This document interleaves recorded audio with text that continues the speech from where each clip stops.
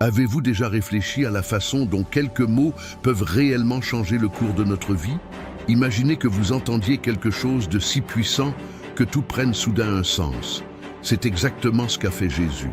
Avec des mots simples, mais pleins de profondeur et de sagesse, il a apporté des enseignements qui ont traversé les générations et continuent de transformer le cœur de millions de personnes dans le monde. Et dans la vidéo d'aujourd'hui, vous allez plonger dans 7 enseignements puissants qui vont non seulement remettre en question votre façon de penser, mais aussi avoir le potentiel de transformer complètement votre vie. Préparez-vous, parce que ce que vous allez entendre pourrait être la clé qui vous permettra de renouveler votre foi, de trouver une nouvelle force et de vivre avec un objectif encore plus grand.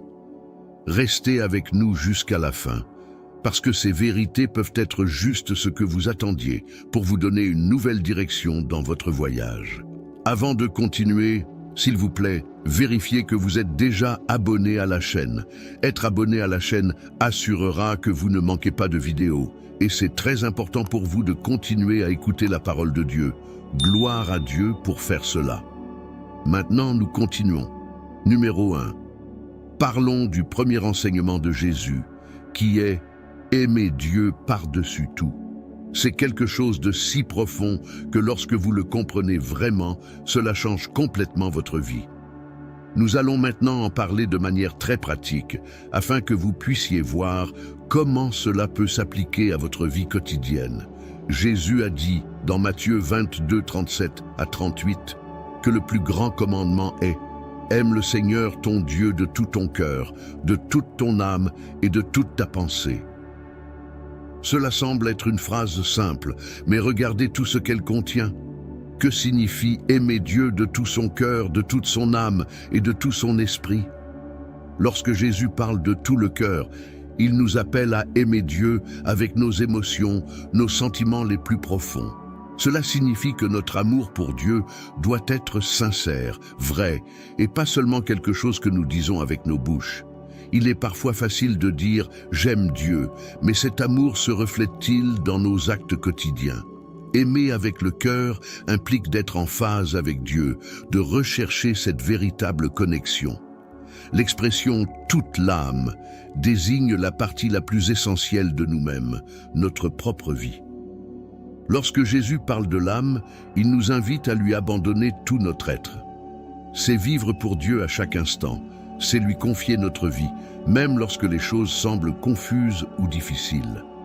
Aimer Dieu avec l'âme signifie qu'il est la priorité dans tout ce que nous faisons. Enfin, il parle de l'esprit tout entier. C'est étonnant car cela nous rappelle que notre amour pour Dieu n'est pas seulement émotionnel, mais aussi intellectuel.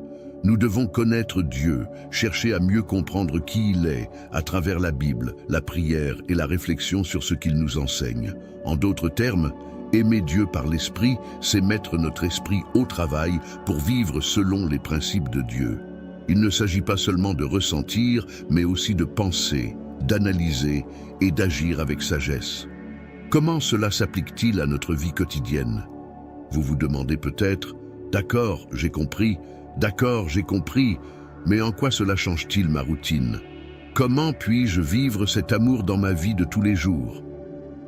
Premier, dans les petites décisions quotidiennes.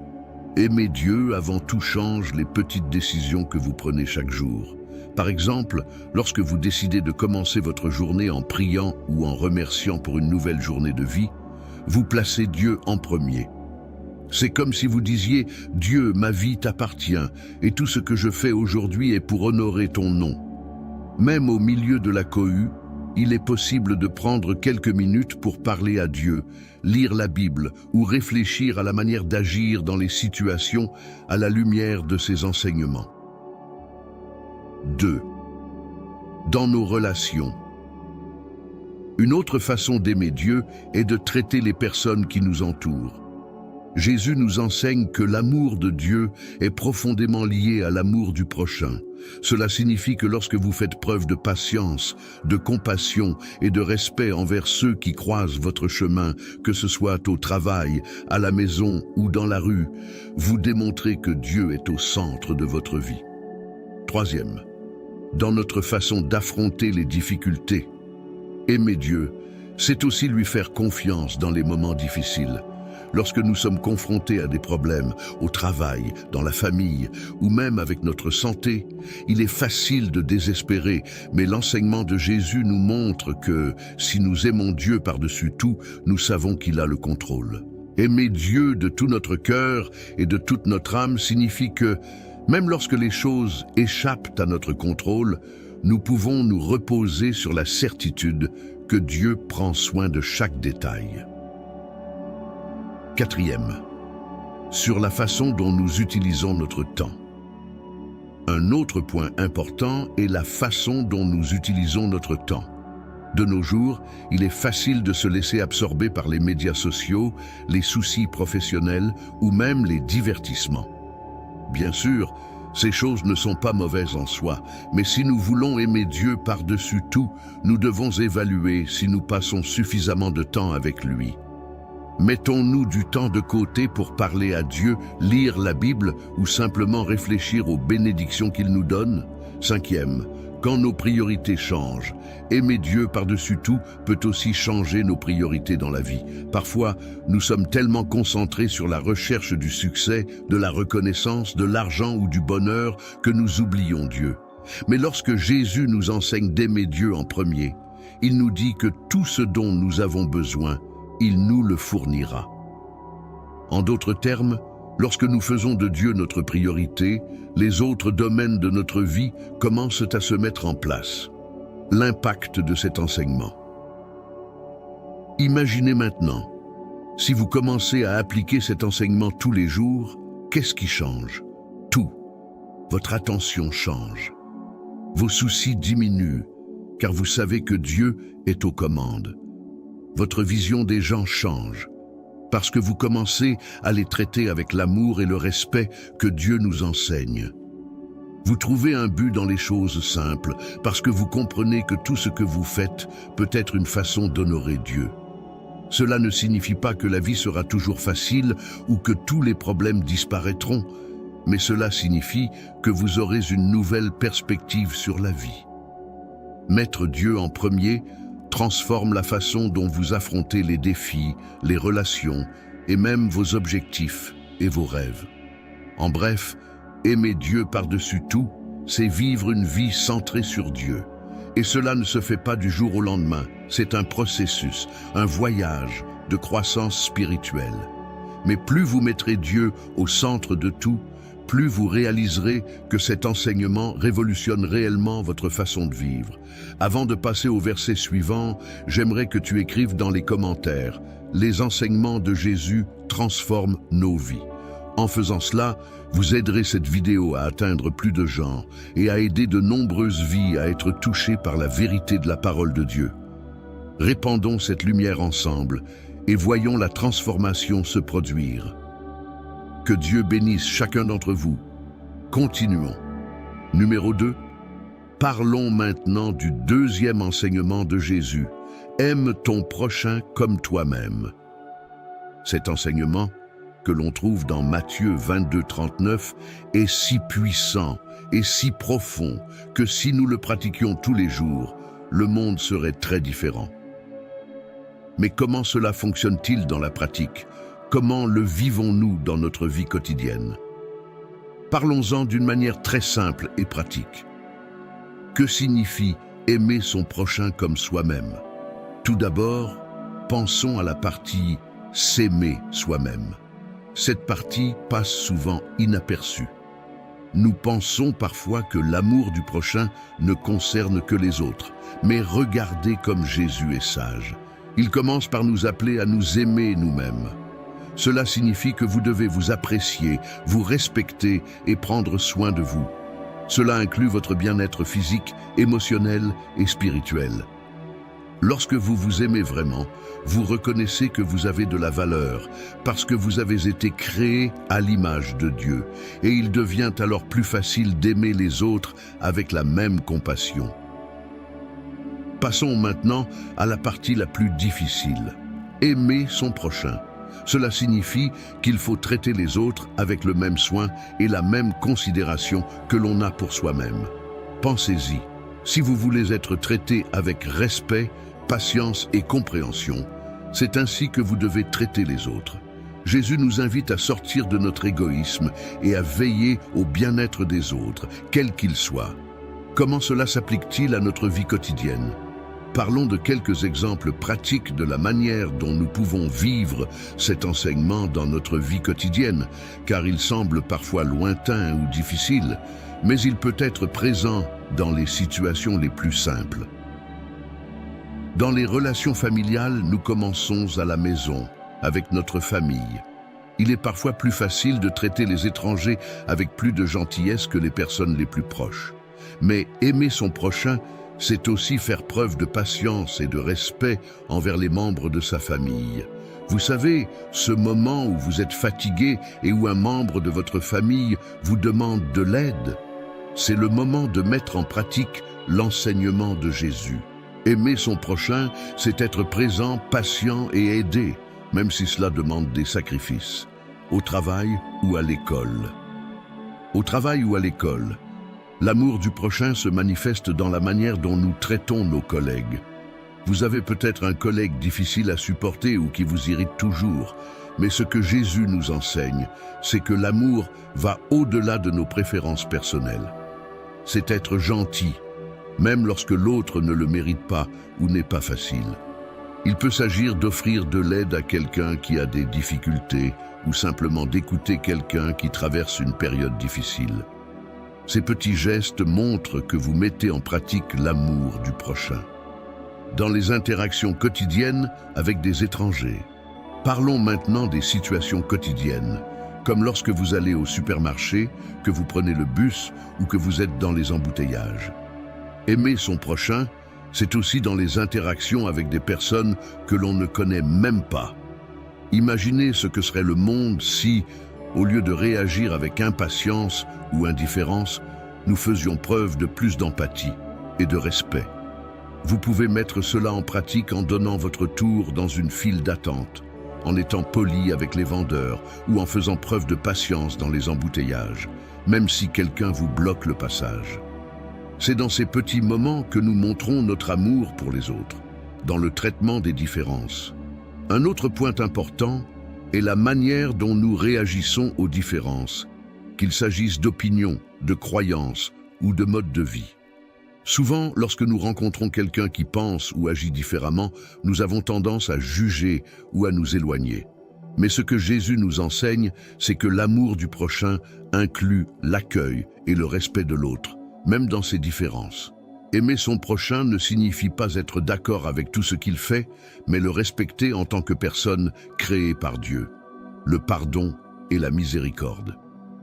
Aimer son prochain, c'est aussi lui pardonner. Cela peut être difficile, surtout lorsque quelqu'un nous blesse ou nous déçoit. Mais Jésus nous enseigne que le pardon est un élément essentiel de l'amour. Il nous appelle à pardonner comme Dieu nous a pardonné. Alors, au lieu de garder rancune, la pratique du pardon apporte la guérison non seulement à la relation, mais aussi à nos propres cœurs. Pourquoi est-elle si transformatrice? Pensez maintenant à l'impact que cela a sur votre vie. Lorsque vous commencez à traiter les gens autour de vous avec plus d'amour et de compassion, vous transformez non seulement les autres, mais aussi vous-même. Vivre cet enseignement apporte la paix dans votre cœur, car vous cessez de porter le poids de l'amertume, du jugement et de la colère. En outre, vous commencez à voir les autres d'une manière plus positive, parce que vous cherchez toujours le bien, même dans les situations difficiles. Aimer son prochain comme soi-même donne également un sens à sa vie. Lorsque vous vivez pour servir et aider les autres, votre vie prend un sens plus important. Soudain, vos interactions quotidiennes ne se limitent plus à ce que vous pouvez obtenir ou à ce qui est bon pour vous, mais à la manière dont vous pouvez faire la différence dans la vie de quelqu'un. Il peut s'agir de quelque chose de simple, comme un mot d'encouragement, ou de quelque chose de plus grand, comme aider quelqu'un qui traverse une période difficile. Aimer sans rien attendre en retour. L'une des plus belles choses que Jésus nous enseigne, et que cet amour doit être sans attente. Aimer son prochain n'a rien à voir avec ce que l'on recevra en retour. Souvent, aimer signifie faire des sacrifices, être généreux, donner son temps, son attention ou même ses ressources, sans attendre de reconnaissance ou de rétribution. Jésus nous le montre dans sa propre vie. Il a servi, guéri et aimé des personnes qui ne lui ont pas toujours rendu cet amour. Et pourtant, il a continué à aimer. Lorsque vous commencez à vivre ainsi, votre cœur s'ouvre à la vraie joie. Il y a une immense satisfaction à faire le bien sans rien attendre en retour. Vous commencez à réaliser que le bonheur n'est pas dans ce que vous obtenez, mais dans ce que vous donnez. Et quand est-il difficile d'aimer son prochain? Bien sûr, nous savons que ce n'est pas toujours facile. Parfois, les gens nous blessent, nous frustrent ou sont difficiles à supporter. Et c'est dans ces moments-là que l'enseignement de Jésus devient encore plus stimulant et transformateur. Aimer son prochain ne signifie pas être d'accord avec tout ou s'exposer à des relations toxiques, mais cela signifie que, même dans les situations difficiles, vous choisissez de ne pas garder rancune, de ne pas répondre par la haine, mais par la compassion et la miséricorde. Aimer son prochain comme soi-même, c'est apporter de la lumière dans le monde, en commençant par de petites actions dans la vie de tous les jours. Parfois, il suffit d'un sourire, d'un mot d'encouragement ou d'un geste de gentillesse pour changer la journée de quelqu'un. En fin de compte, aimer son prochain comme soi-même, c'est vivre comme l'a fait Jésus, qui nous a montré par sa propre vie que l'amour est la force la plus puissante qui soit. Si nous commençons à appliquer ce principe dans nos vies, chaque jour, nous verrons la transformation non seulement autour de nous, mais aussi en nous. Aimer son prochain est la voie vers une vie plus riche, plus significative et plus paisible. Numéro 3, parlons du troisième enseignement de Jésus. Pardonner sans limite. C'est un enseignement qui a le pouvoir de changer nos vies de manière extraordinaire, parce que le pardon nous rend libres. Jésus nous a enseigné qu'il faut toujours pardonner, pas seulement une ou deux fois, mais aussi souvent que nécessaire. Il le dit dans Matthieu 18, 21 à 22, lorsque Pierre lui demande « Seigneur, combien de fois dois-je pardonner à mon frère qui a péché contre moi? Jusqu'à 7 fois ?» Jésus répond « Je ne te dis pas jusqu'à 7 fois, mais jusqu'à 70 fois 7 fois. » Voyons ce que cela signifie et comment nous pouvons l'appliquer dans notre vie quotidienne. Que signifie pardonner sans limite? Comprenons d'abord ce que signifie pardonner. Lorsque vous pardonnez à quelqu'un, vous renoncez au ressentiment, à la blessure et au désir de vengeance. Le pardon ne signifie pas que vous allez oublier ce qui s'est passé ou que vous allez faire comme si rien ne s'était passé. Le pardon est un choix. Vous décidez de ne pas vous laisser blesser et de ne pas garder de ressentiment. Cela ne veut pas dire que le pardon est facile. Il s'agit parfois d'un processus. Mais Jésus nous enseigne que nous devons pardonner, même lorsque cela semble difficile, parce que le pardon est libérateur. Lorsque Jésus dit que nous devons pardonner 70 fois 7 fois, il dit que le pardon ne doit pas avoir de limite. Il ne s'agit pas de faire des calculs et de compter combien de fois nous avons déjà pardonné à quelqu'un. Il s'agit d'avoir un cœur toujours prêt à pardonner, car cela reflète l'amour de Dieu en nous. Dieu nous pardonne sans cesse, chaque jour, et nous appelle à faire de même avec les autres. Pourquoi le pardon est-il si important? Nous pensons parfois qu'en ne pardonnant pas, nous punissons l'autre personne. Mais en réalité, la seule personne qui souffre, c'est vous. Garder du ressentiment, c'est comme porter un poids sur ses épaules, et ce poids devient de plus en plus lourd. Avez-vous remarqué que lorsque vous gardez de la rancune, cela semble consumer votre paix? Le pardon est la clé de la liberté. Lorsque vous pardonnez, vous vous débarrassez de ce poids et vous permettez à votre cœur d'être à nouveau rempli de paix et de joie. Jésus ne dit pas que pardonner signifie ignorer ce qui est mal ou permettre aux autres de vous blesser à plusieurs reprises. Ce qu'il nous enseigne, c'est que même lorsque nous sommes blessés, nous devons libérer le pardon afin de ne pas laisser le ressentiment nous détruire de l'intérieur. Le pardon est destiné à notre bien-être, et pas seulement à celui de la personne qui nous a offensés. Comment appliquer le pardon dans la vie de tous les jours? Parlons maintenant de la manière de mettre cela en pratique dans notre vie quotidienne, car le pardon peut être un défi, surtout lorsque nous avons été profondément blessés. Dans l'environnement familial, vous connaissez ces conflits qui surgissent parfois à la maison? Avec vos parents, vos frères et sœurs, vos enfants ou même votre conjoint. En vivant ensemble, il est naturel d'avoir des malentendus. Mais ce que Jésus nous enseigne, c'est qu'au lieu de laisser le ressentiment s'accumuler, nous devons pardonner. Par exemple, lorsque quelqu'un de votre famille dit quelque chose qui vous blesse, vous pouvez choisir de ressasser cette blessure ou de pardonner et d'aller de l'avant. Cela ne signifie pas que vous devez ignorer les problèmes, mais que vous pouvez les gérer de manière saine, sans nourrir de ressentiment. Au travail ou à l'école, le pardon est également très nécessaire dans l'environnement professionnel ou scolaire. Peut-être avez-vous un collègue qui a dit du mal de vous ou qui vous a fait du tort d'une manière ou d'une autre. Dans ces situations, notre réaction naturelle est de garder rancune, mais ce que Jésus nous enseigne, c'est la voie du pardon. Au lieu de laisser la situation vous consumer, vous pouvez choisir de pardonner et d'aller de l'avant avec un cœur léger. Non seulement cela améliore vos relations avec les autres, mais cela crée aussi un environnement plus sain autour de vous. Se pardonner à soi-même. Une autre chose importante que nous oublions souvent est le pardon envers nous-mêmes. Combien de fois vous reprochez-vous quelque chose que vous avez fait dans le passé ou une erreur que vous avez commise? Jésus nous enseigne également à nous pardonner à nous-mêmes. Si Dieu nous a déjà pardonnés, pourquoi restons-nous attachés à notre erreur?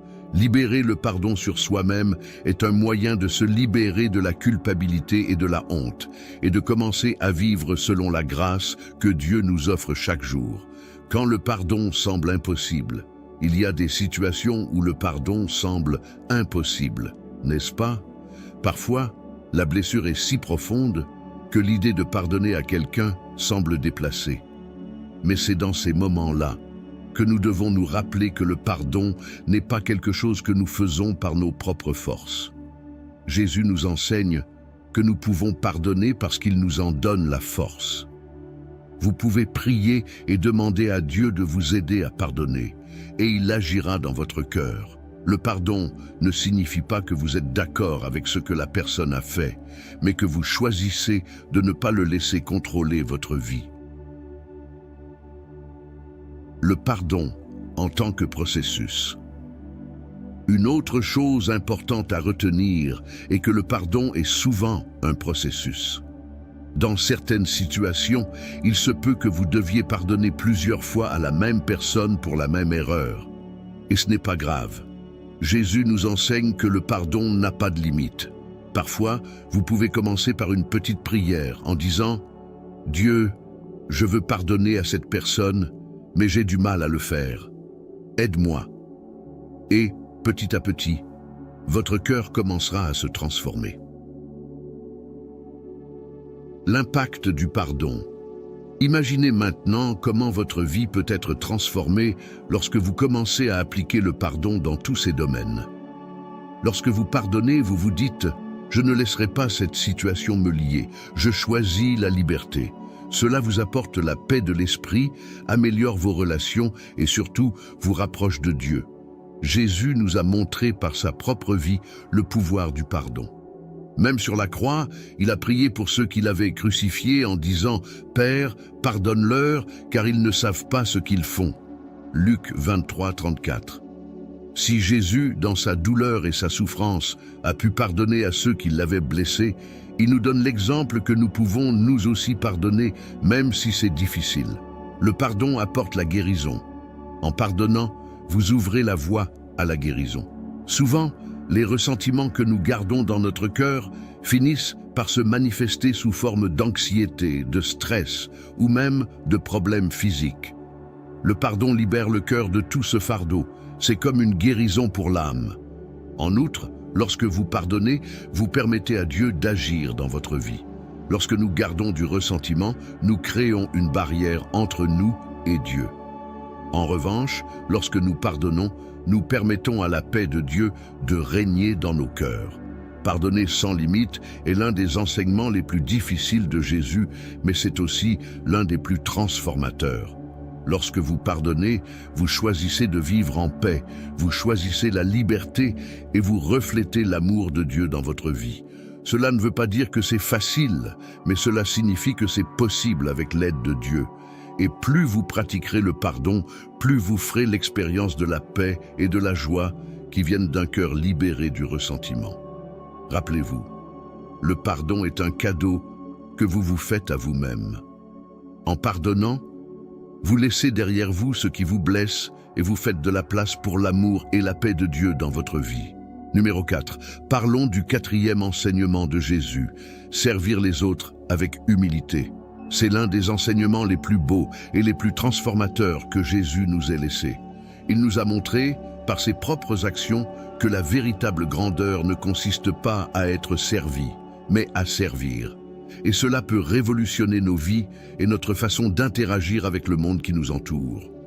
Comprenons ce que cela signifie et comment nous pouvons l'appliquer dans notre vie quotidienne, de manière très pratique. Que signifie servir les autres avec humilité? Lorsque Jésus nous enseigne à servir, il parle de servir dans l'humilité, sans rien attendre en retour. Dans Matthieu 20, 26 à 28, Jésus dit que, dans le royaume de Dieu, celui qui veut être grand doit être serviteur, et celui qui veut être le premier doit être l'esclave de tous. Il ne s'agit pas de servir n'importe comment ou seulement quand cela convient. Jésus parle d'un type de service qui vient du cœur, avec l'intention sincère d'aider et de bénir les autres, sans rechercher la reconnaissance ou la récompense. Il nous a lui-même donné le plus grand exemple qui soit. Jésus, le Fils de Dieu, a lavé les pieds des disciples, ce qui, à l'époque, était fait par des serviteurs. Il n'avait pas besoin de le faire, mais il voulait nous montrer que le véritable pouvoir consiste à s'abaisser pour servir. Et plus encore, il a donné sa vie pour nous, un acte de service et d'amour si grand qu'il a transformé l'histoire de l'humanité. Comment pouvons-nous appliquer cela dans notre vie quotidienne? Parlons maintenant de pratique, car servir les autres peut sembler une grande chose, mais c'est en réalité dans les petits actes de la vie quotidienne. Nous n'avons pas besoin de faire de grandes choses pour servir. C'est souvent dans les détails, dans la simplicité, que le service fait vraiment la différence. Servir à domicile. Nous pouvons commencer chez nous, avec nos proches. Parfois, le rythme de la vie quotidienne nous fait oublier que notre premier champ de service est notre maison. Servir les autres avec humilité peut être aussi simple que d'aider aux tâches ménagères, même si ce n'est pas votre responsabilité. Il peut aussi s'agir d'écouter un membre de votre famille qui a besoin d'exprimer quelque chose, même si vous êtes fatigué. Il s'agit de montrer sa volonté d'aider, sans s'attendre à ce que quelqu'un vous remercie. Jésus nous enseigne que lorsque nous servons avec amour, nous honorons Dieu, même dans les choses les plus simples. Servir au travail ou à l'école. Au travail ou à l'école, le service peut prendre de nombreuses formes. Il peut s'agir d'aider un collègue qui rencontre des difficultés sans rien attendre en retour, ou encore d'être cette personne toujours prête à aider, même si cela ne lui apporte pas une reconnaissance immédiate. Servir avec humilité signifie également ne pas se laisser piéger par l'orgueil ou l'idée que ce n'est pas mon travail. Parfois, faire quelque chose de plus, comme aider à accomplir une tâche que personne d'autre ne veut faire, montre que vous êtes là pour apporter votre contribution et pas seulement pour profiter de la situation. Servir les étrangers. Avez-vous déjà pensé que de petits gestes peuvent faire une grande différence? Servir les autres peut être aussi simple que de proposer son aide à quelqu'un qui porte des sacs lourds, de céder sa place dans la file d'attente, ou simplement d'être poli et aimable avec les personnes que l'on rencontre dans la vie de tous les jours. Souvent, nous sous-estimons l'impact d'un sourire, d'un bonjour sincère ou d'un geste de générosité. Jésus nous appelle à être cette lumière dans le monde, Et cela se produit lorsque nous montrons de l'amour à travers de petits actes de service. Servir dans les moments difficiles. Servir avec humilité, c'est aussi être prêt à aider dans les moments les plus difficiles. Vous savez, lorsque vous traversez une épreuve difficile, mais que vous trouvez quand même la force d'aider quelqu'un d'autre, c'est un véritable acte de service. Parfois, nous sommes tellement concentrés sur nos propres problèmes que nous oublions qu'il y a des gens autour de nous qui luttent aussi. Et il est étonnant de constater que, lorsque nous nous détournons de nous-mêmes et commençons à aider les autres, notre propre fardeau s'allège. Servir sans rechercher la reconnaissance. L'une des leçons les plus difficiles que Jésus nous enseigne sur le service est qu'il doit être accompli sans attente de reconnaissance. Cela peut être difficile, car nous aimons tous, à un moment donné, être appréciés pour ce que nous faisons. Mais Jésus nous montre que le véritable service vient d'un cœur qui veut bénir, qu'il soit reconnu ou non. C'est servir en secret, en sachant que Dieu voit et apprécie chaque acte de gentillesse, même si personne d'autre ne le voit. L'impact du service avec humilité. Réfléchissons maintenant à l'impact que cela a sur votre vie. Lorsque vous commencez à servir les autres avec humilité, sans rien demander en retour, il se passe quelque chose d'incroyable. Tout d'abord, vous vous rendez compte que servir apporte une joie immense. Il y a quelque chose de spécial à savoir que l'on a fait une différence dans la vie de quelqu'un, aussi petite soit-elle. De plus, servir nous rapproche de Dieu, car nous imitons Jésus lui-même. Un autre point est que le service transforme nos relations. Lorsque vous servez avec un cœur humble, les gens autour de vous le remarquent. Ils commencent à vous faire davantage confiance, à s'ouvrir davantage, et vos relations deviennent plus profondes. En outre, vous devenez un exemple, inspirant les autres à servir également. Le service est contagieux. Lorsque quelqu'un vous voit servir de manière authentique, cela éveille quelque chose dans son cœur. Servir transforme ceux qui servent. Et voici quelque chose que beaucoup de gens ne remarquent pas. Lorsque vous servez, non seulement vous bénissez l'autre personne, mais vous êtes également transformé. Le service nous apprend à être moins égoïstes, nous aide à cultiver l'humilité et la patience. Il nous rappelle que le monde ne tourne pas autour de nous et qu'il y a plus de joie à donner qu'à recevoir. Lorsque vous vous consacrez à aider les autres, même de façon modeste, votre cœur commence à changer. Vous devenez plus reconnaissant, plus patient, plus compréhensif. Et, petit à petit, vous réalisez que servir les autres est un moyen de trouver un but dans la vie. Souvent, nous cherchons le sens de la vie et le bonheur au mauvais endroit. Mais Jésus nous montre que le véritable sens de la vie réside dans l'amour et le service des autres. Et quand il n'est pas facile à servir, bien sûr, ce n'est pas toujours facile. Parfois, nous sommes fatigués, occupés, ou nous n'avons tout simplement pas envie d'aider. Mais c'est là qu'intervient l'enseignement de Jésus. Il nous appelle à servir même lorsque ce n'est pas pratique. Lorsque Jésus a lavé les pieds des disciples, il était sur le point d'être trahi et crucifié. Mais il a quand même choisi de servir. Cet exemple nous enseigne que le service est un choix, pas une émotion. Et lorsque nous choisissons de servir, même lorsque nous sommes fatigués ou occupés, Dieu nous donne de la force et nous renouvelle. Une autre chose importante est que le service n'a pas besoin d'être quelque chose de grandiose. Il n'est pas nécessaire de faire de grands actes de charité ou de voyager pour aider d'autres pays, à moins que cela ne soit dans votre cœur. Le service commence dans les petites choses, dans les opportunités que Dieu met devant vous chaque jour. Servir les autres avec humilité est l'un des enseignements les plus pratiques et les plus puissants de Jésus. Lorsque vous vivez ce principe, votre vie change. Vous trouvez de la joie à bénir les autres, vos relations s'approfondissent et vous vous rapprochez de Dieu. N'oubliez pas que le service n'a pas besoin d'être grandiose ou compliqué. C'est souvent dans les petites actions quotidiennes que le service a le plus d'impact. Jésus nous a donné le plus grand exemple qui soit, en nous montrant que la véritable grandeur réside dans le service.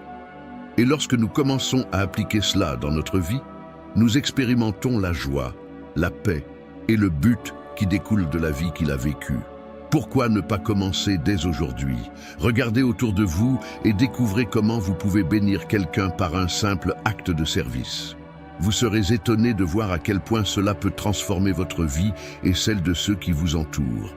Et avant de continuer, j'ai remarqué que vous n'avez pas encore laissé votre like. Il est très important que vous laissiez votre like parce que cela aide YouTube à continuer à recommander ce contenu à de nombreuses personnes. Alors assurez-vous que vous aidez à répandre l'Évangile. Amen. Numéro 5. Parlons du 5e enseignement de Jésus. Ne jugez pas les autres. Cet enseignement est une véritable leçon d'humilité et de compréhension. Il se trouve dans Matthieu 7, 1-2, où Jésus nous dit « Ne jugez pas, afin que vous ne soyez pas jugés, car on vous jugera comme vous jugez, et l'on vous mesurera avec la mesure dont vous vous servez. » Nous savons que nous jugeons tous, presque sans nous en rendre compte. Aujourd'hui, nous allons comprendre ce qu'il voulait vraiment dire et comment nous pouvons l'appliquer dans notre vie quotidienne. Que signifie ne pas juger les autres? Lorsque Jésus nous dit de ne pas juger, il nous demande de faire attention à ne pas souligner les erreurs ou les manquements des autres. Il est naturel que bien souvent, nous voyons quelqu'un commettre une erreur ou agir d'une manière avec laquelle nous ne sommes pas d'accord et que nous soyons prompts à former un jugement. Il peut s'agir d'une chose aussi simple que de penser du mal de quelqu'un qui agit différemment de nous ou de critiquer sévèrement quelqu'un qui prend une décision avec laquelle nous ne sommes pas d'accord. Juger, dans ce sens, c'est se placer dans une position de supériorité, comme si nous avions le droit de condamner les autres pour leurs actions. Jésus nous enseigne que seul Dieu a la capacité de juger véritablement, parce qu'il voit le cœur d'une personne et sait ce qui se passe réellement à l'intérieur de chacun d'entre nous. Nous, en revanche, nous ne voyons que l'extérieur, et souvent nous n'avons même pas toutes les informations nécessaires pour comprendre ce qui a poussé quelqu'un à agir d'une certaine manière. Jésus nous enseigne qu'en jugeant quelqu'un, nous créons une barrière qui nous sépare de la compassion et de l'amour. Et la vérité est que lorsque nous jugeons les autres, nous finissons par être jugés tout aussi sévèrement. C'est comme si nous appliquions une mesure stricte à laquelle nous serons inévitablement mesurés. Comment appliquer cela dans notre vie quotidienne? Voyons maintenant comment cela s'applique dans notre vie quotidienne, car cet enseignement peut être mis en pratique dans de nombreuses situations, des plus simples aux plus complexes. Dans nos interactions quotidiennes, nous vivons entourés de gens, chacun avec ses propres caractéristiques et sa propre façon d'agir. Vous êtes peut-être au supermarché et vous voyez quelqu'un de pressé qui bouscule les gens et vous vous dites « quelle impolitesse ». Mais connaissez-vous la situation de cette personne?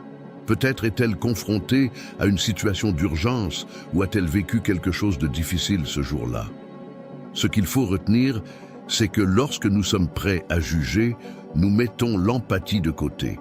Au lieu de penser le pire à propos des autres, l'enseignement de Jésus nous invite à considérer ce qui peut se passer dans la vie de cette personne et, peut-être, à offrir de la compassion plutôt que du jugement. Dans les réseaux sociaux aujourd'hui, avec les médias sociaux, il semble que tout le monde ait une opinion sur tout et sur tous. Et bien souvent, il est facile de porter un jugement sur quelqu'un à cause d'un post, d'une photo ou d'une opinion. Nous regardons cela et pensons « c'est absurde » ou « je ne ferai jamais ça ». Mais Jésus nous rappelle que les médias sociaux ne montrent qu'une partie de la vie des gens, et souvent une partie déformée. Avant de juger ce que quelqu'un fait ou dit en ligne, il est important de se rappeler que nous ne connaissons pas toute l'histoire.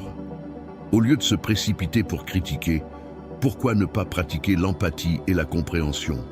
Au travail ou à l'école, l'environnement professionnel ou scolaire est un autre lieu où nous avons tendance à beaucoup juger. Vous avez peut-être un collègue qui semble toujours en retard pour faire ses devoirs ou qui agit d'une manière que vous ne comprenez pas. Votre premier réflexe est peut-être de le juger paresseux ou désorganisé. Mais qu'en est-il si cette personne a des problèmes à la maison ou souffre d'une maladie que vous ne connaissez pas? La vérité est que nous ne savons pas ce qui se passe dans la vie des gens, et l'enseignement de Jésus nous appelle à être patients et compréhensifs, plutôt qu'à juger et à critiquer. Dans la vie familiale, c'est à la maison, en famille, que nous sommes souvent les plus prompts à juger. Peut-être que quelqu'un a pris une décision avec laquelle vous n'êtes pas d'accord, et vous vous dites « Pourquoi a-t-il fait cela ? Je ne ferai jamais cela ». Mais, encore une fois, ce que Jésus nous enseigne, c'est que chaque personne a ses raisons et ses combats intérieurs. Au lieu de juger les membres de notre famille, nous pouvons pratiquer le dialogue, essayer de comprendre pourquoi la personne a pris cette décision et faire preuve de compassion, même si nous ne sommes pas d'accord. Se juger soi-même. Cet enseignement de Jésus peut également s'appliquer à nous-mêmes. Nous sommes souvent nos pires juges.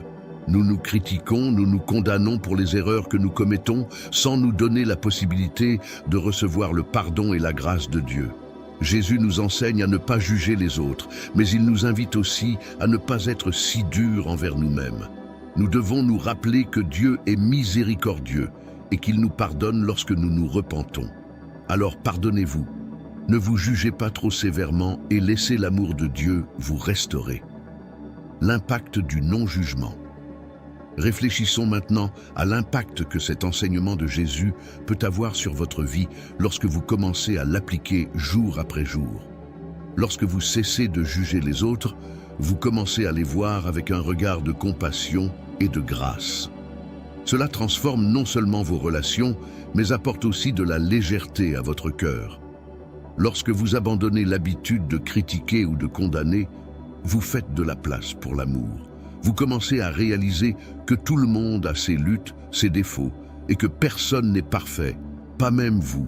Cela crée une atmosphère de compréhension et d'empathie autour de vous. Et le plus étonnant, c'est qu'en cessant de juger, vous constaterez que les gens commencent à se sentir plus à l'aise avec vous, car ils savent qu'ils ne seront pas critiqués. De plus, lorsque vous cessez de juger, votre esprit est libéré de tant de pensées négatives. Juger les autres ne fait que drainer notre énergie et nous alourdir intérieurement. En revanche, lorsque vous choisissez de ne pas juger, vous ressentez une paix intérieure, car vous ne vous souciez plus de critiquer ou de comparer. Et quand est-il difficile de ne pas juger? Bien sûr, nous savons que ce n'est pas toujours facile. Parfois, il semble que le jugement vienne automatiquement. Quelqu'un fait quelque chose que l'on n'aime pas et la pensée critique surgit immédiatement. Mais c'est là qu'intervient la mise en pratique de ce que Jésus nous enseigne. Il sait que nous sommes imparfaits et c'est pourquoi nous devons y travailler chaque jour. Lorsque vous vous rendez compte que vous jugez quelqu'un, arrêtez-vous un instant et pensez « Est-ce que je connais vraiment toute l'histoire? Est-ce que cette personne ne vit pas quelque chose que je ne connais pas ?» Une autre chose importante à retenir est que ce qui nous irrite chez les autres reflète souvent quelque chose que nous devons nous-mêmes améliorer. Jésus en parle lorsqu'il dit que nous devrions enlever la bûche de notre propre œil avant de pointer la tache dans l'œil d'autrui. Matthieu 7, 3 à 5. En d'autres termes, avant de critiquer, nous devons regarder en nous-mêmes et voir si nous ne commettons pas les mêmes erreurs. Ne jugez pas les autres est un enseignement qui nous incite à être plus compatissants, plus patients et plus aimants.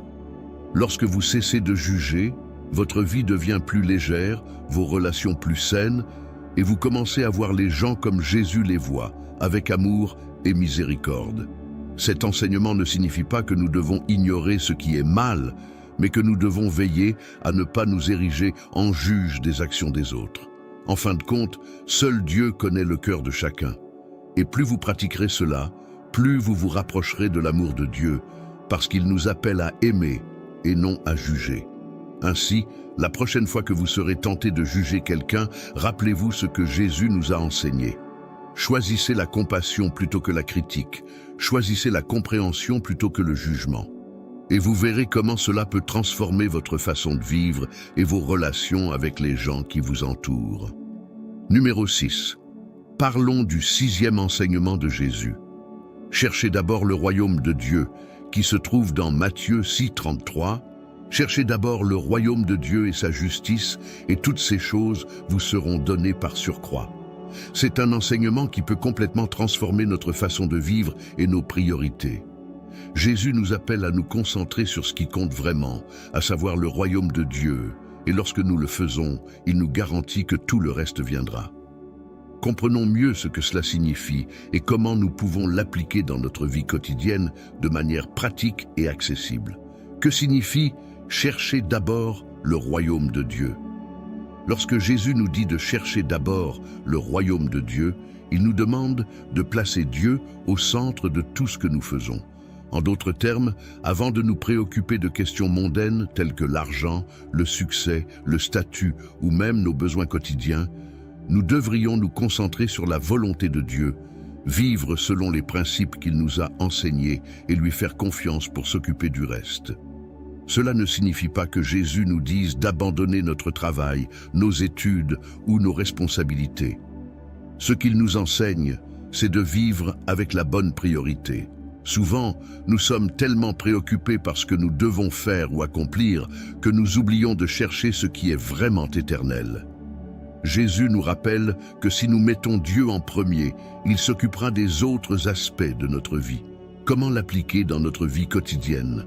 Voyons comment nous pouvons mettre en pratique cet enseignement dans notre routine quotidienne. Car même si l'idée peut sembler grandiose, elle peut être vécue de manière simple et transformatrice. Premier, commencer la journée en cherchant Dieu. L'une des façons les plus pratiques de chercher le royaume de Dieu en premier lieu est de commencer la journée en se concentrant sur Dieu. Avant de regarder le téléphone ou de penser aux tâches de la journée, prenons quelques minutes pour prier, rendre grâce pour cette nouvelle journée et demander à Dieu de nous guider. Cela permet d'aligner notre esprit et notre cœur sur ce qui compte vraiment. Il peut s'agir d'une simple prière, d'une lecture rapide de la Bible ou d'un moment de réflexion sur la manière d'appliquer les enseignements de Dieu. En faisant cela, nous montrons que Dieu est notre priorité, ce qui transforme la façon dont nous abordons le reste de la journée. 2. Prendre des décisions basées sur les principes de Dieu. Chercher le royaume de Dieu signifie aussi prendre des décisions basées sur les principes que Jésus nous a enseignés. Cela s'applique aussi bien aux grandes décisions, telles que les changements de carrière ou de relations, qu'aux petites décisions quotidiennes. Au lieu de vous demander « Qu'est-ce qui m'apportera le plus d'avantages ?» vous pourriez commencer à vous demander « Qu'est-ce qui honorera le plus Dieu ? Qu'est-ce qui est le plus juste, le plus honnête ou le plus aimable ?» En prenant des décisions axées sur la satisfaction de Dieu, nous recherchons d'abord son royaume. Troisième, une autre façon pratique de vivre cet enseignement est de placer l'amour du prochain au-dessus de nos propres intérêts. Cela peut signifier renoncer à quelque chose que l'on désire pour aider quelqu'un dans le besoin. Il peut s'agir de consacrer du temps, de l'attention ou des ressources pour bénir les autres, même si cela implique des sacrifices. Lorsque vous faites cela, vous vivez les valeurs du royaume de Dieu, car Jésus nous a enseigné que l'amour et le service aux autres sont essentiels dans son royaume. L'un des plus grands défis auxquels nous sommes confrontés dans notre vie quotidienne est la gestion des soucis. Qu'il s'agisse de problèmes financiers, familiaux, professionnels ou de santé, la vérité est que nous avons tous des soucis. Mais lorsque Jésus nous dit de chercher d'abord le royaume de Dieu, il nous enseigne également à faire confiance à Dieu pour qu'il prenne soin de nous. Cela signifie qu'au lieu de vivre avec un esprit plein d'anxiété, nous pouvons confier nos soucis à Dieu, en ayant confiance qu'il sait ce qui est le mieux pour nous et qu'il nous fournira ce dont nous avons besoin. 5. Vivre dans la gratitude et le contentement.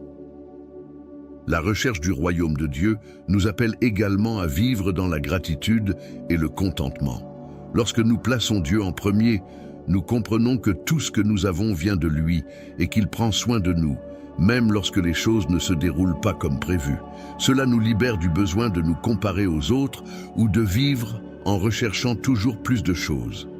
Lorsque nous vivons pour plaire à Dieu, nous découvrons que le vrai bonheur n'est pas dans les choses matérielles, mais dans le fait de vivre avec un but et de la gratitude.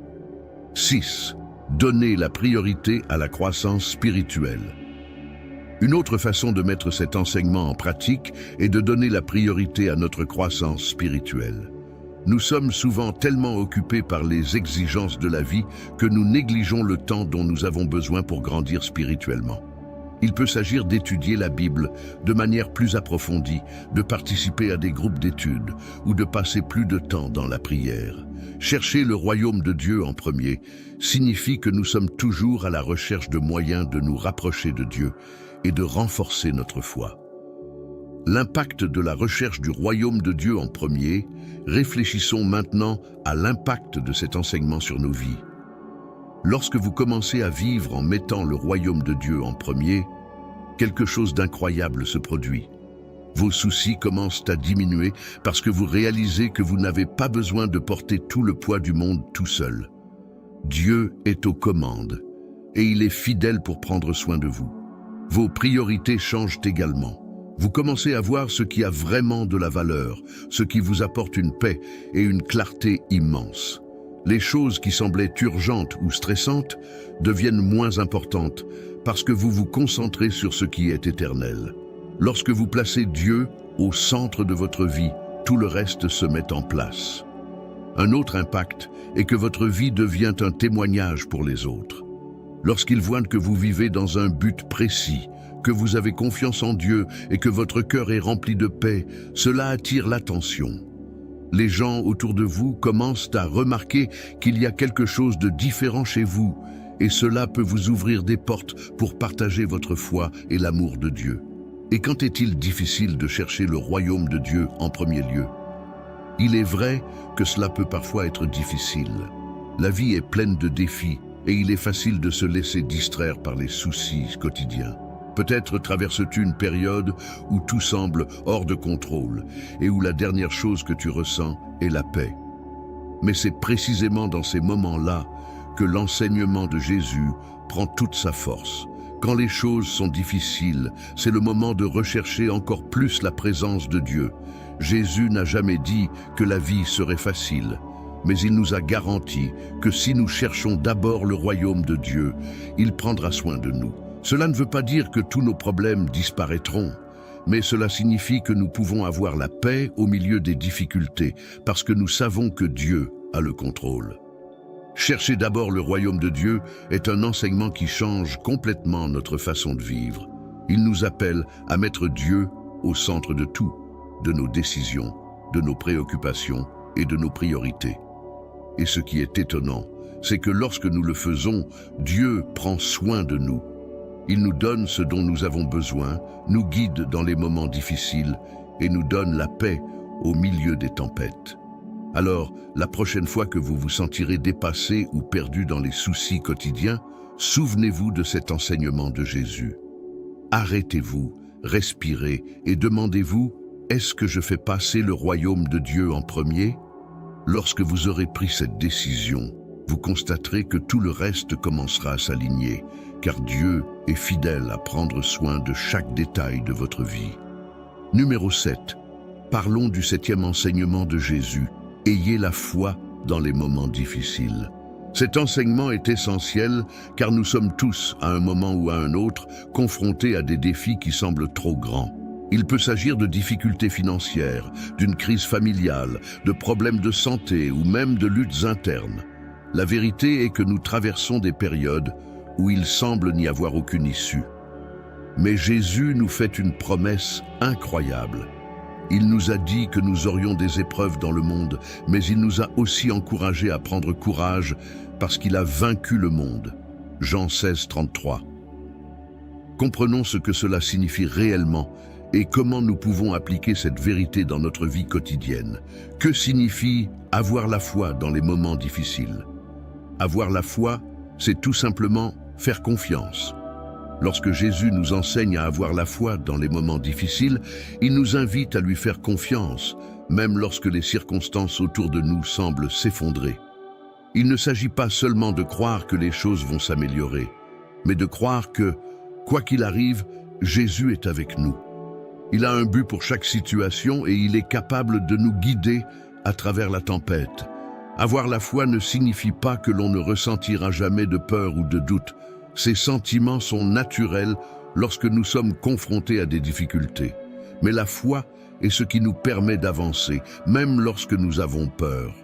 C'est choisir de croire que Dieu contrôle la situation, même lorsque tout semble incertain. Comment appliquer cet enseignement dans la vie de tous les jours? Voyons maintenant comment mettre cela en pratique. Avoir la foi dans les moments difficiles n'est pas seulement une idée abstraite, c'est quelque chose que nous pouvons pratiquer dans tous les domaines de notre vie, quand les finances sont serrées. L'un des plus grands défis auxquels nous sommes souvent confrontés est celui des difficultés financières. Les factures s'accumulent, le salaire ne couvre pas tout et le stress augmente. Dans ces moments-là, il est facile de désespérer et de penser que nous n'y arriverons pas. Mais c'est là qu'intervient l'enseignement de Jésus sur la foi. Il nous appelle à croire que Dieu est notre pourvoyeur. Cela ne signifie pas que l'argent apparaîtra comme par magie, mais que Dieu veille sur chaque détail et nous guidera pour trouver des solutions, que ce soit par le biais d'une nouvelle opportunité de travail, de l'aide de quelqu'un d'autre ou d'un changement dans la manière dont nous gérons nos finances. L'important est de ne pas se laisser dominer par la peur, mais de remettre ses soucis à Dieu et de croire qu'il a le contrôle. Sur les problèmes de santé. Un autre moment où notre foi est mise à l'épreuve est celui où nous sommes confrontés à des problèmes de santé, qu'ils nous touchent nous-mêmes ou qu'ils touchent un de nos proches. Dans ces moments-là, la peur et l'incertitude peuvent s'emparer de nous. Mais Jésus nous enseigne à lui faire confiance. Avoir la foi pendant une maladie, c'est croire que Dieu est notre guérisseur et qu'il peut apporter la guérison, que ce soit par un traitement médical ou même par un miracle. Mais c'est aussi croire que, même si la guérison ne se produit pas comme nous l'attendons, Dieu est avec nous à chaque étape du chemin. Il nous donne la force de faire face à ce qui est nécessaire et nous promet que sa présence ne nous quittera jamais. Dans les crises familiales. Peut-être traversez-vous une période de conflit familial, un mariage en crise, des problèmes avec les enfants ou des tensions entre les membres de la famille. Dans ces situations, il semble que le problème soit trop grand pour être résolu et nous avons souvent l'impression d'être seuls dans cette bataille. Mais Jésus nous appelle à avoir la foi, à croire qu'il peut restaurer ce qui est cassé. Cela ne signifie pas que tout sera résolu immédiatement, mais avoir la foi, c'est croire que si nous continuons à prier, à aimer et à faire de notre mieux, Dieu travaillera dans les cœurs et apportera la paix. Avoir la foi en temps de crise familiale, c'est savoir que Dieu est le Dieu de la restauration et qu'il peut apporter la réconciliation là où il y a de la douleur et de la séparation. Quand nous avons peur de l'avenir, un autre grand défi est celui de la peur de ce que l'avenir nous réserve. Il peut s'agir d'une incertitude concernant la carrière, la vie amoureuse ou même la peur de quelque chose que nous ne pouvons pas contrôler. Jésus nous enseigne à avoir la foi dans ces moments-là. Il nous rappelle que l'avenir est entre les mains de Dieu et que, aussi incertain qu'il puisse paraître, nous ne sommes pas seuls. Avoir la foi, c'est choisir de croire que Dieu est déjà dans notre avenir, qu'il prépare le chemin et que son plan est toujours pour notre bien. Même si nous ne comprenons pas ce qui se passe, nous pouvons nous reposer sur la certitude que Dieu contrôle la situation. Quand Dieu semble se taire.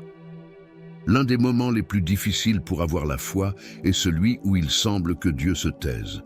Parfois, nous prions et demandons de l'aide, mais nous ne voyons pas de réponse immédiate.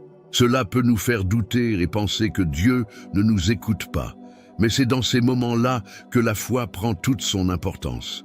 Avoir la foi dans les moments de silence, c'est croire que Dieu est à l'œuvre dans les coulisses, même lorsque nous ne le voyons pas. Jésus nous appelle à persévérer dans la prière et à avoir confiance qu'au moment opportun, Dieu agira. Parfois, il nous apprend à dépendre davantage de lui, à attendre patiemment et à croire que sa volonté est toujours la meilleure. L'impact de la foi dans les moments difficiles. Réfléchissons maintenant à l'impact de cet enseignement sur nos vies. Lorsque vous choisissez d'avoir la foi, même lorsque tout semble s'effondrer, quelque chose de puissant se produit. Tout d'abord, vous trouvez la paix au milieu de la tempête. Cela ne signifie pas que les problèmes disparaissent du jour au lendemain, mais on acquiert une nouvelle perspective. Vous commencez à voir que, aussi chaotique que cela puisse paraître, Dieu contrôle la situation et a un plan. En outre, avoir la foi dans les moments difficiles renforce notre relation avec Dieu. En lui faisant confiance au milieu de l'adversité, nous faisons l'expérience plus profonde de sa sollicitude, de son amour et de sa provision. Nous commençons à voir comment Dieu travaille dans les détails, apportant des solutions que nous n'aurions jamais imaginées, réconfortant notre cœur au milieu de la douleur et nous donnant de la force lorsque nous nous sentons faibles. Un autre point important est qu'en vivant dans la foi pendant les difficultés, vous devenez un témoignage pour les gens qui vous entourent. Lorsqu'ils voient que malgré les défis, vous restez ferme, confiant et en paix, ils commencent à comprendre qu'il y a quelque chose de différent chez vous. Votre foi inspire d'autres personnes à faire confiance à Dieu. Et souvent, c'est dans nos moments les plus difficiles que Dieu nous utilise pour tendre la main et encourager les autres. Et quand la foi semble difficile, bien sûr, il y a des moments où la foi semble difficile à trouver. Parfois, le poids des difficultés est si grand que nous n'arrivons pas à faire confiance. Et ce n'est pas grave. Jésus n'attend pas de nous une foi parfaite. Il sait que nous sommes humains, et c'est pourquoi il nous donne sa force lorsque la nôtre s'épuise. Dans ces moments-là, nous pouvons prier, même s'il s'agit d'une prière simple comme « Seigneur, je ne peux pas avoir confiance en ce moment. Aide-moi à avoir la foi. » Dieu comprend nos faiblesses et est toujours prêt à nous aider à grandir dans la foi. Une autre chose qui peut nous aider est de nous rappeler les promesses de Dieu. La Bible est pleine de promesses qui nous rappellent que Dieu est fidèle, qu'il ne nous abandonne jamais et qu'il a un plan pour nous. Lorsque nous traversons des moments difficiles, la lecture de ces promesses nous fortifie et nous rappelle que Dieu a le contrôle. Avoir la foi dans les moments difficiles est l'un des enseignements les plus puissants de Jésus. Il nous invite à lui faire confiance, même lorsque les circonstances sont difficiles, lorsque la peur et le doute tentent de nous abattre. Et ce qui est étonnant, c'est que lorsque nous choisissons de faire confiance, nous trouvons la paix, la force et l'espoir que seul Dieu peut nous donner. Quel que soit le défi auquel vous êtes confrontés aujourd'hui, rappelez-vous, Jésus a vaincu le monde. Il a traversé les plus grandes difficultés et il est à vos côtés. Il marche avec vous. Avoir la foi dans les moments difficiles ne signifie pas que tout va s'arranger tout de suite, mais cela signifie que vous n'êtes pas seul et que Dieu est à l'œuvre, même lorsque vous ne pouvez pas le voir. Tenez bon. Ayez confiance dans les promesses de Dieu et vous verrez comment il peut transformer même les moments les plus difficiles en occasion de croissance et de bénédiction. Maintenant, en regardant cette vidéo, si tu as ressenti quelque chose dans ton cœur, un désir d'être plus proche de Jésus et que tu veux accepter Jésus comme ton Seigneur et Sauveur, je veux t'encourager à faire ce pas tout de suite. Peut-être l'as-tu déjà accepté à un moment donné, mais à cause d'autres circonstances, tu t'es éloigné du chemin du Seigneur. Il n'y a pas de meilleur moment que maintenant. Décider de suivre Jésus est la décision la plus importante que vous puissiez prendre dans votre vie. Et la beauté de ce choix, c'est qu'il n'exige pas que vous soyez parfait. Tout ce que Dieu demande, c'est un cœur ouvert et disposé à recevoir son amour et sa grâce. Vous pouvez prendre cette décision par une simple prière. Ne vous souciez pas des mots difficiles ou des phrases élaborées. Ce qui compte vraiment, c'est que vos mots viennent du plus profond de votre cœur. Si vous êtes prêt à franchir cette étape, vous pouvez prier comme suit. « Seigneur Jésus, je reconnais que je suis pécheur et que j'ai besoin de toi. Je crois que tu es mort pour moi sur la croix et que tu es ressuscité pour me donner la vie éternelle. Je t'accepte comme mon seul Seigneur et Sauveur. Pardonne mes péchés, purifie mon cœur et fais de moi une nouvelle personne. Je t'abandonne ma vie et te demande de me guider et de m'apprendre à vivre selon ta volonté. En ton nom, je t'en prie. Amen. » Si vous avez prié cette prière avec sincérité, sachez que vous êtes maintenant une nouvelle création en Christ. La Bible nous enseigne que si quelqu'un est en Christ, il est une nouvelle création. Les choses anciennes sont passées, et voici que des choses nouvelles sont arrivées. 2 Corinthiens 5,17. À partir de ce moment, votre vie est transformée. Vous faites désormais partie de la famille de Dieu, qui promet d'être avec vous en tout temps, jusqu'à la fin des temps. Votre voyage de foi ne fait que commencer, et Dieu sera avec vous à chaque étape. Maintenant que vous avez remis votre vie à Jésus, vous vous demandez peut-être « Que dois-je faire maintenant ?» C'est une question naturelle et la réponse implique quelques étapes simples qui peuvent vous aider à grandir dans la foi et à vivre une vie pleine en Christ. Tout d'abord, il est essentiel que vous recherchiez une communauté de foi où vous pourrez être nourri spirituellement et grandir dans votre nouvelle marche avec le Christ. Une communauté de foi, telle qu'une église locale, offre soutien, encouragement et possibilités d'apprentissage. Vous y trouverez d'autres chrétiens qui pourront marcher avec vous, vous offrir leur amitié, leur soutien et leur sagesse au fur et à mesure que vous approfondirez votre relation avec Dieu. Il est important de fréquenter régulièrement l'Église, car c'est là que vous pouvez en apprendre davantage sur la parole de Dieu, participer au culte collectif et nouer des liens avec d'autres disciples du Christ. La Bible nous encourage à ne pas abandonner notre assemblée, mais à nous rassembler pour nous encourager les uns les autres. Hébreux 10:25. En outre, il est essentiel que vous commenciez à lire la Bible quotidiennement. La Bible est la parole vivante de Dieu et contient tout ce dont vous avez besoin pour connaître Dieu et grandir dans la foi. Elle est un guide spirituel, une source de sagesse et une lampe à nos pieds. Psaume 119, 105. Si vous ne lisez pas la Bible pour la première fois, commencez par les évangiles, notamment celui de Jean, qui vous permettra de mieux comprendre qui est Jésus et ce qu'il a fait pour vous. La prière devrait également devenir une partie essentielle de votre vie quotidienne. La prière est tout simplement une conversation avec Dieu. C'est un moment où vous pouvez exprimer vos pensées, vos préoccupations, vos remerciements et vos demandes à Dieu. Il n'y a pas de bonne façon de prier. Le plus important est que vous soyez honnête et sincère dans vos paroles. Dieu est toujours à l'écoute et désire avoir une relation intime et personnelle avec vous. Enfin, ne gardez pas cette nouvelle foi pour vous. Jésus nous a appelés à être une lumière dans le monde, à partager la bonne nouvelle de son salut avec ceux qui nous entourent. L'histoire de votre foi a le pouvoir d'influencer et de transformer la vie des autres, tout comme vous avez été transformés. N'ayez pas peur de dire aux autres ce que Dieu a fait pour vous. Votre témoignage peut être l'instrument que Dieu utilise pour amener d'autres personnes à la foi. Le voyage que vous avez entamé aujourd'hui est le début d'une transformation profonde et continue.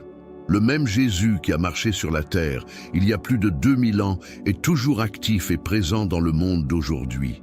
Il est immuable, car la Bible nous rappelle que Jésus-Christ est le même hier, aujourd'hui et à jamais. Hébreux 13:8. Cette vérité nous donne l'assurance que tout comme il a accompli des miracles dans le passé, il continue à transformer des vies et à accomplir des miracles de nos jours. Alors que vous poursuivez votre marche avec le Christ, rappelez-vous qu'il a promis d'être avec vous chaque jour, jusqu'à la fin des temps. Votre nouvelle vie en Christ n'est pas seulement un changement extérieur, mais une transformation intérieure, où le Saint-Esprit commence à modeler et à affiner votre caractère, vous amenant à vivre selon le but pour lequel vous avez été créé. Jésus nous appelle à vivre cette nouvelle vie avec intensité et dévouement. Il a dit « Je suis le chemin, la vérité et la vie. Nul ne vient au Père que par moi. » Jean 14:6. Suivre Jésus est plus qu'un choix, c'est une décision de vie qui transforme notre destinée éternelle. En marchant avec Jésus, expérimentez la plénitude de la joie et de la paix que lui seul peut vous offrir. Cette paix n'est pas seulement l'absence de conflits, mais une profonde sérénité qui vient du fait de savoir que votre vie est entre les mains du Créateur de l'univers, qui vous aime inconditionnellement. Que la joie du Seigneur soit votre force et que cette joie soit visible dans votre vie, attirant les autres vers la source de tout amour et de toute bonté. Que Dieu bénisse cette nouvelle phase de votre vie en guidant chacun de vos pas et que vous vous souveniez toujours de l'immense privilège et de la grande responsabilité d'être un disciple du Christ. Que votre vie soit un témoignage vivant du pouvoir rédempteur de Jésus et que vous continuiez à grandir dans la foi, l'espérance et l'amour à la gloire de Dieu. Amen. Maintenant, assurez-vous de vous abonner à la chaîne pour recevoir plus de contenu lié à ce sujet.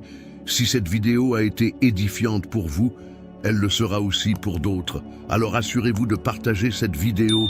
Que Dieu vous bénisse abondamment.